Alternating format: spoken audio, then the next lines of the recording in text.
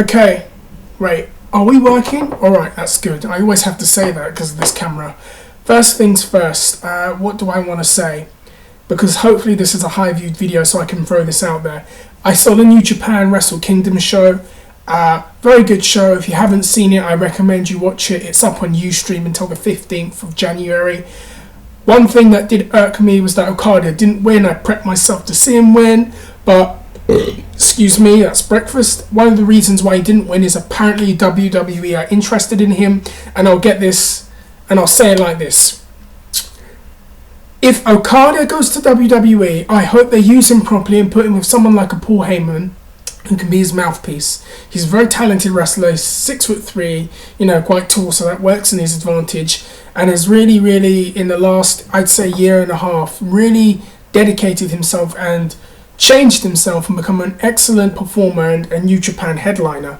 If, however, he goes to Raw or WWE, or I see Raw or SmackDown or NXT for that matter, and he is given some ridiculous stereotype of a name like Lim Chi Wong, and all his moves get limited to a chop, a sidekick, and throwing salt in the eyes, and we're told that he has an extensive martial arts background, I'm finished with WWE. I'm telling you right now. Anyways, what I wanted to talk about was Raw, and I did see it. I've kind of been running on fumes, but I did get to see Raw before I head back out and finish this piece of work I got to do. Quick things and things I wanted to say. The Cena and Ziggler segment I didn't really care much for. AJ Lee is just kind of not go away heat for me now. I find her overexposed. I found that she could have been something, but they've overexposed her and overexposed her and overexposed her to the point where it's go away heat. And when I say go away heat, it means that I go away and do something else when she's on. Other than that, what else was on there? Cesaro did the neutralizer on Carly, the second time we've seen him do it on TV. I think it looks pretty cool. If he keeps having moments like this and spots like this, he's actually going to become over in a babyface sort of way, because people are going to be into the cool things that he does. In my opinion, what they should do now is they should start playing up to this more, and they have in the push of all these spectacular moves and feats of strength that he can do. What they could do is do a highlight reel of this in his as a little highlight reel of these things happening that he does. But I wouldn't be surprised if he ends up turning face. Cesaro is a favourite wrestler of mine, but they need to change his gimmick. Get out of there. The very generic evil foreigner gimmick, which it's not working at the moment for me. That's what I'll say. But this is just my opinion.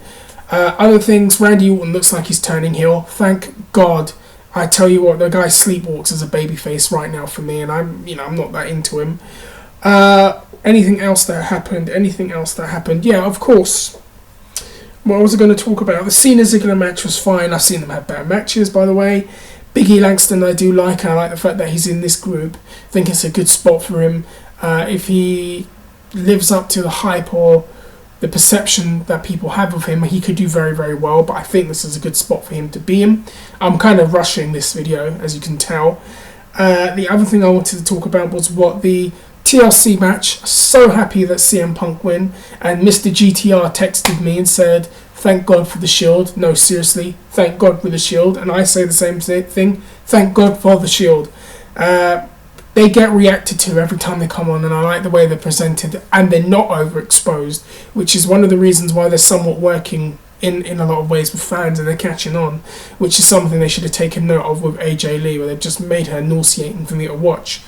And then we cut straight to the most important part, the part that we all care about, the part everything really revolved around, the part that everyone wanted to see, and that was The Rock returning on Raw.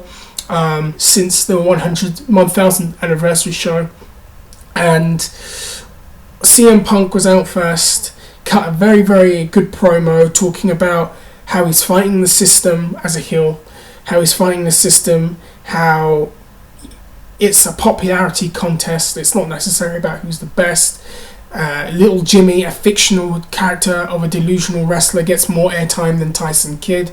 How wrestlers have conformed now to the WWE. Daniel Bryan was this excellent wrestling machine, and now he's just a buffoon with a catchphrase. And how he's fighting the system and things of that nature. And I thought that was a very, very, very good way to kind of set it up. and in a way come off like a smarmy heel, like, you know, but I haven't, and you basically call all the audience puppets. And Rock came out and he did his shtick again. You know, finally the Rock has come back and dropping his lines, and you know, people pop for it and they like it, and I somewhat like it. But the promo got good when it got serious, and the Rock was going in his face, and CM Punk was saying things back to him, and the Rock would say something, and then they would go back and forth and back and forth and back and forth. And the reason that this worked for me is that Punk stood his ground. A lot of heels in promos now don't stand their ground, and they get told, or they get the face comes at them and they just cower away verbally, and I think that doesn't help. Whereas Punk is in his face and basically saying he's going to kick his ass, and he said it with a lot of conviction, like he really meant it, and it worked, and it was a good verbal joust. Obviously Rock had his, you know, or Rock moments and whatever, but the promo got good when he got serious and he was going in his face like that, and Punk was saying things to him and he was listening to it. And again, it worked because it looked like Rock was taking it seriously. This is the thing that Cena doesn't do in his promos. If this was Cena would be like, ha ha ha ha ha, and being comical at a moment where you need to sell tickets. And I did a video commenting on that, and it's one of the reasons why I feel people haven't warmed to him. Whereas Rock was taking what Punk was saying seriously, in a way somewhat put him over verbally, saying that you kicked my ass last time, you knocked me out cold, and all of that stuff. And it kind of, it was a very interesting promo. Now, who was the better promo? I would say Punk. But both of them were good, and it was a good verbal joust. And I'll be honest with you, I would rather see Rock and Punk go on all the way to WrestleMania, and maybe even beyond. And I would like to see Punk win, because I think that he's in this bit where they really need to put him over as a serious heel. And if he beats Rock, that could really do a lot for him. Anyways, I've got to go because I have to rush. Sorry about this. You let me know what you think. Comment, rate, subscribe, and I will see you all soon. Bye.